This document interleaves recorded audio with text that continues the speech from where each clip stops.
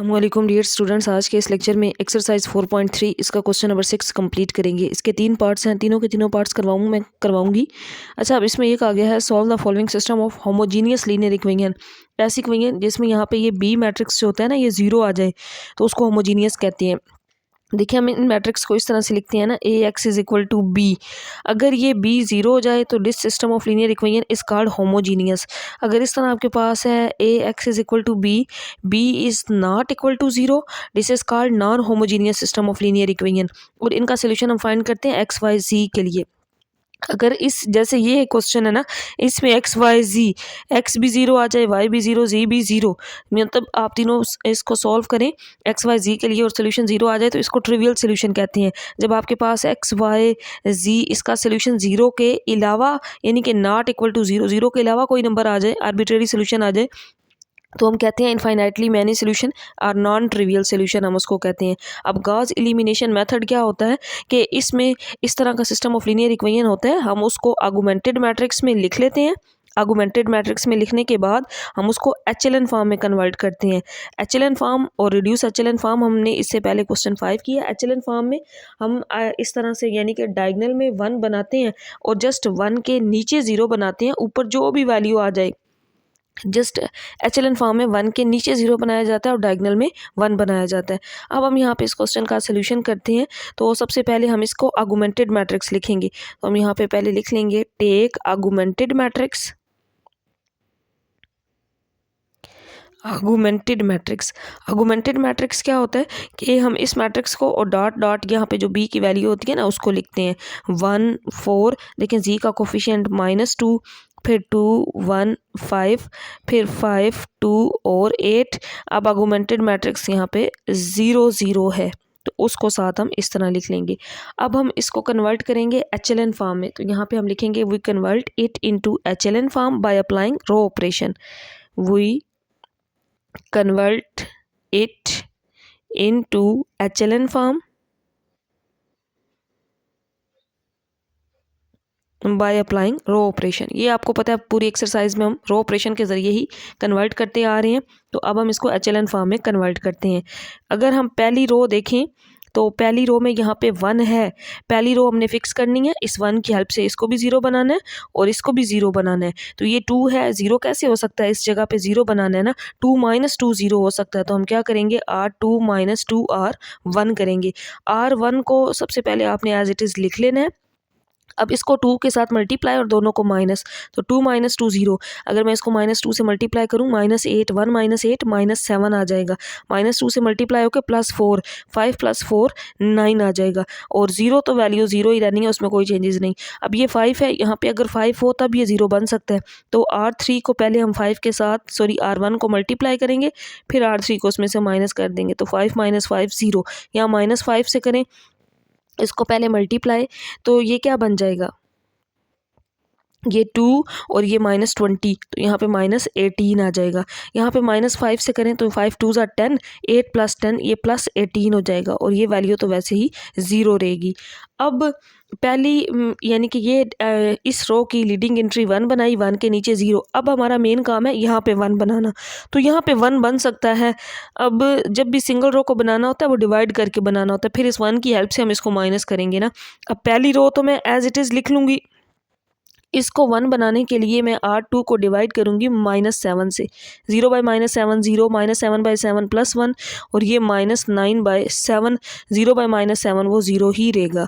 0 -18 +18 और यहाँ पे 0 आ जाएगा। अब दूसरी रो में इसकी लीडिंग एंट्री 1 बन चुकी है, 1 के नीचे 0 बनाना है। एचएलएन फॉर्म हमें ये बताती है कि जस्ट हमने 1 के नीचे 0 बनाना है। पहली रो में हमने कोई चेंजेस नहीं ना करनी, एज इट इज़ लिख लेना है। दूसरी रो में भी कोई चेंजेस नहीं कर रहे, इसको भी एज इट इज़। यहाँ पे 0 बनाना है, इसकी हेल्प से -18 है, अगर यहाँ +18 हो तब ये 0 बन सकता है। तो हम क्या करेंगे, R3 प्लस क्योंकि -18 + 18 0, तो R3 + 18 R2 करेंगे। 0 -18 + 18 0, यहाँ हमें मल्टीप्लाई करना पड़ेगा 18 + 18 R2 और R2 में -9/7 है। तो इसको थोड़ा सा सिंप्लीफाई करते हैं। 18 7s, इसको मल्टीप्लाई करेंगे तो 18 7 ज़ार आएगा 126, फिर माइनस 18 9 ज़ार, 18 को आप 9 से मल्टीप्लाई करेंगे, यहाँ पे 162 आ जाएगा। 126 माइनस 162, तो 126 माइनस 162 करेंगे तो माइनस 36 डिवाइडेड बाय 7, तो यहाँ पे माइनस 36 बाय 7 और यहाँ पे 0 आ जाएगा। तो अब यहाँ हमने 1 1 के नीचे 0 बना लिया। अब हमारा मेन काम क्या रह गया है, इस लास्ट रो में यहाँ पे 1 बनाना। तो ये 1 4 माइनस 2 0, इसी तरह पहली रो, दूसरी रो में भी कोई चेंजेस नहीं ना की, दूसरी रो भी एज इट इज़। और यहाँ पे इसको 1 बनाने के लिए R3 मल्टीप्लाई -7/36, क्योंकि ये -36/7 है, ये मल्टीप्लाई होगा -7/36 से, तो तभी ये 1 बन सकता है।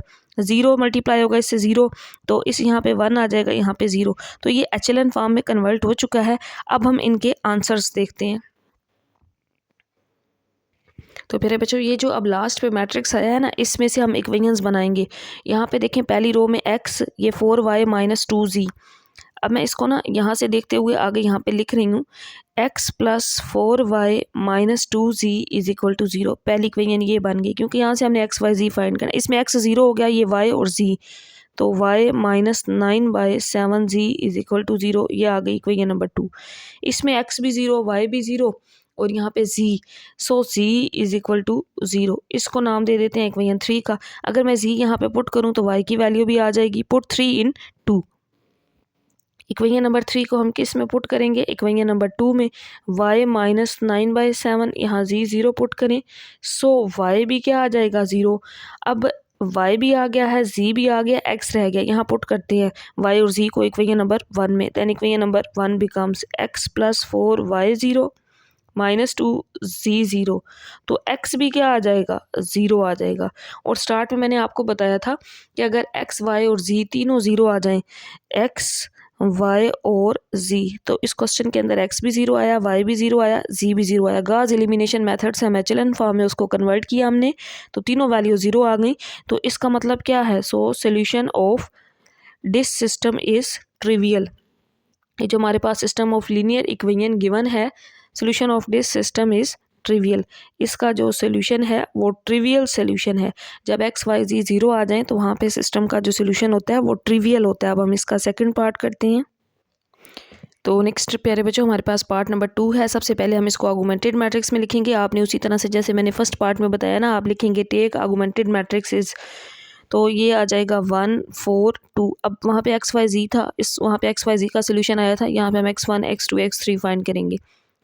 सेकंड रो जो बनेगी ये 2 1 -3, थर्ड रो 3 2 और -4। आर्गुमेंटेड मैट्रिक्स है ना, तो साथ ये बी मैट्रिक्स 0 0 था, साथ हम इसको इस तरह लिख लेंगे। गाउस एलिमिनेशन मेथड का मतलब ये है कि हमने इसको एचएलएन फॉर्म के अंदर कन्वर्ट करना है। अब पहली रो तो फिक्स है क्योंकि उसके अंदर 1 है ना, उसको हम एज इट इज़ लिख लेंगे। अब यहाँ पे इस 1 की हेल्प से हम 0 बनाएंगे, तो 2 - 2 0 हो सकता है, यानी कि हमने R1 को 2 के साथ मल्टीप्लाई और फिर दोनों को माइनस करना है। 2 - 2 0, यहाँ पे 1 - 4 2 ज़ार 8, -7 आ जाएगा। इसको मल्टीप्लाई कर लें, -4 -3 और -4, तो ये -7 और ये 0 ही रहेगा। अब यहाँ पे 3 है तो R3 - 3 R1 करेंगे, क्योंकि यहाँ पे 3 होगा, 3 - 3 0 बन सकता है। यहाँ पे 0 आ जाएगा, यहाँ पे ये 3 से मल्टीप्लाई होगा, 4 3 ज़ार 12, तो 2 - 12, तो ये -10 आंसर देगा। यहाँ पे इसको मल्टीप्लाई करेंगे, -6 हो जाएगा, -4 और -6 ये -10 हो जाएगा और यहाँ पे ज़ात 0 आ जाएगा।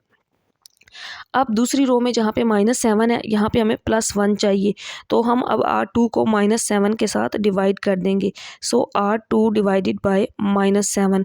पहली रो एज इट इज़, पहली रो में हमने कोई चेंजेस नहीं की, ये एज इट इज़। यहाँ पे 0 -7 से डिवाइड करेंगे, +7 -7 बाय -7, तो ये सॉरी +1 आएगा और 0 बाय -7 ये 0 ही रहेगा। यहाँ पे 0 -10, ये -10 और यहाँ पे 0 आ जाएगा। क्योंकि हम एचएलएन फॉर्म में कन्वर्ट कर रहे हैं, तो जब दूसरी रो में यहाँ पे 1 बन जाए तो इस 1 के नीचे हमने 0 बनाना होता है। तो पहली 2 रोज़ तो हम एज इट इज़ लिख लेंगे, जैसे मैंने यहाँ पे लिख दी हैं इसी तरह आपने लिख लेनी है। अब इस 1 की हेल्प से -10 की जगह पे 0 चाहिए, तो R3 + 10 R2 करेंगे तो ये क्या बन जाएगा 0, -10 + 10 0, -10 + 10 0 और यहाँ पे 0 आ जाएगा, मतलब तीसरी रो इसमें कंप्लीट 0 हो गई। तो बस अब यहाँ 1 बनाने की ज़रूरत नहीं है क्योंकि ये सारी 0 हो चुकी है। तो यहाँ पे अब हम इसकी इक्वेशंस लिखते हैं जहाँ से हम x1 x2, ये x1 x2 में थी ना, तो ये x1 + 4x2 + 2x3 = 0, first equation ये बन जाएगी। सेकंड इक्वेशन अगर हम देखें x1 0, x2 और x3 है, तो हम इसको लिख लेंगे x2 + x3 = 0, और थर्ड इक्वेशन तो इसमें नहीं बनेगी क्योंकि वो सारी 0 हो चुकी है। अब यहाँ पे हम एक काम करते हैं, हमारे पास कोई इसका सोल्यूशन नहीं है कि हम x1 x2 कैसे निकालें, तो हम लेट कर लेते हैं ना, यहाँ से किसी एक वैल्यू को हम लेट कर लेते हैं। ये जो x3 है ना, तीसरी वैल्यू, मैंने इसको लेट कर लिया, लेट x3 = t, यानी कि ये कोई एनी कांस्टेंट नंबर हो सकता है नहीं, बट हम उसको लेट कर रहे हैं कि ये एनी कांस्टेंट नंबर हो सकता है। अगर हम वैल्यूज़ निकालते तो कोई ना कोई कांस्टेंट नंबर तो होता। अब इसके बाद मैं इसको यहाँ पे कर रही हूँ, x3 अगर t है, मैं यहाँ पे पुट करती हूँ इक्वेशन 2 में, x3 की जगह पे t आ जाएगा, सो x2 क्या आ जाएगा -t, x3 t आ गया, x2 जो था ये -t आ गया। अब इनको x2 और x3 को 1 में पुट करते हैं, x1 भी आ जाएगा, x2 की जगह पे -t और x3 की जगह पे हम t पुट कर देंगे इक्वेशन नंबर 1 में, x1 -4t + 2t = 0। तो ये x1 ये -2t बनेगा ना, दूसरी साइड पे जाके +2t हो जाएगा। तो ये सोल्यूशन आ गए। अब इस क्वेश्चन के अंदर हमारे पास x1 x2 x3 जो सोल्यूशन आए हैं, ये मतलब हमारे पास कोई ना कोई सोल्यूशन आ रहे हैं। इनफाइनाइटली मैनी सोल्यूशंस हो सकते हैं, टी की कोई सी वैल्यू भी हो सकती है। अब ये ट्रिवियल नहीं है, अगर 0 होता तब ट्रिवियल होता, तो हम लास्ट पे ये लिख देंगे, this system has infinitely many solutions, infinitely many solutions. T की कोई भी वैल्यू हो सकती है, पॉजिटिव नेगेटिव, जैसे यहाँ -1 0 2 3 4 कोई भी नंबर हो सकता है ना, तो हम कहते हैं कि this system has infinitely many solution, इसके बहुत ज़्यादा सोल्यूशन हो सकते हैं। नेक्स्ट हमारे पास पार्ट नंबर 3, ये भी सेम पार्ट नंबर 2 की तरह है। तो सबसे पहले हम आर्गुमेंटेड मैट्रिक्स लिखेंगे, 1 2 -1 1 -1 5 2 1 4, और साथ हम यहाँ पे आर्गुमेंटेड मैट्रिक्स है ना, तो ये जो मैट्रिक्स B 0 0 था ना, होमोजीनियस इक्वेशन है, ये हमने लिख लिया। अब हमने इसको कन्वर्ट करना है एचएलएन फॉर्म के अंदर। तो पहली रो में 1, जैसे ये 1 है ना, अब इस 1 के नीचे हम इस 1 की हेल्प से 0 बनाएंगे, तो 1 - 1 0 हो सकता है, R2 - R1 करेंगे, 0 -1 -2 -3 5 और ये +1 हो जाएगा 6 और यहाँ पे 0, 2 - 2 0 हो सकता है, मतलब R1 को हम 2 से पहले मल्टीप्लाई, फिर दोनों को माइनस, 2 - 2 0, यहाँ पे 1 - 4 ये -3 बन जाएगा, 5 और ये माइनस माइनस प्लस हो जाएगा, 4 + 2, तो यहाँ पे 6 आ जाएगा और 0 एज इट इज़ ही रहेगा।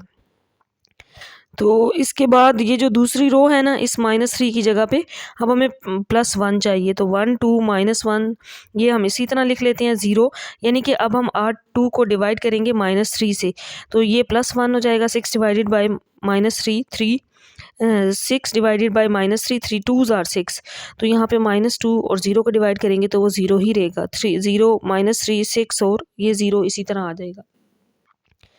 अब इस 1 के नीचे यहाँ पे हमने 0 बनाना है, तो इस 1 के नीचे अब हम 0 बना लेते हैं। पहली रो तो हम 1 2 -1 0 एज इट इज़ लिख लेंगे, दूसरी रो भी एज इट इज़ लिख लेंगे।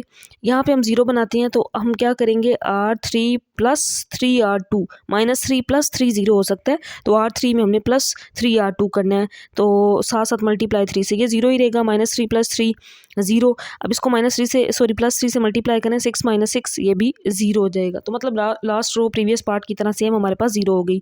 अब पहली इक्वेशन अगर हम बनाएं, ये x1 x2 में थी, तो गिवन थी ना x1 x2, तो 2 + 2x2 - x3 = 0, ये हमारी इक्वेशन नंबर 1 आ गई।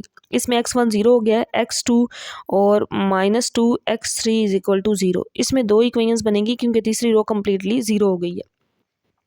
तो यहाँ पे अब हम x3 को लेट कर लेते हैं कि एनी कांस्टेंट नंबर है, let x3 = t is any constant कोई भी कांस्टेंट नंबर हो सकता है। इसको मैंने लेट किया। अब नेक्स्ट जगह नहीं थी प्यारे बच्चों, मैं इस वजह से यहाँ पे कर रही हूँ। x3 मैं t यहाँ पे पुट करती हूँ। इक्वेशन नंबर 2 में x3 की जगह पे t, तो ये -2t इस साइड पे आके प्लस हो गया, मतलब x2 की वैल्यू ये आ गई। x2 हमारे पास आ गया 2t और x3 आ गया t। अब इन वैल्यूज़ को ना इक्वेशन नंबर 1 में पुट करते हैं x1 निकालने के लिए।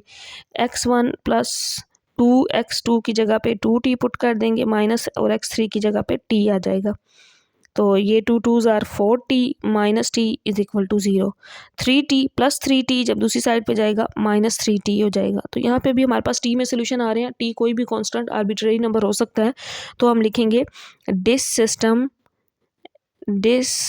System has infinitely many solutions. इसके फाइनाइट सोल्यूशन नहीं है बल्कि इनफाइनाइट सॉल्यूशंस हैं, इनफाइनाइटली मैनी सॉल्यूशंस। तो ये हमारा जो क्वेश्चन था कंप्लीट हो गया है। नेक्स्ट लेक्चर में इंशाल्लाह बाकी इसके जो रिमेनिंग क्वेश्चंस हैं उनका सोल्यूशन करेंगे। अल्लाह हाफिज़।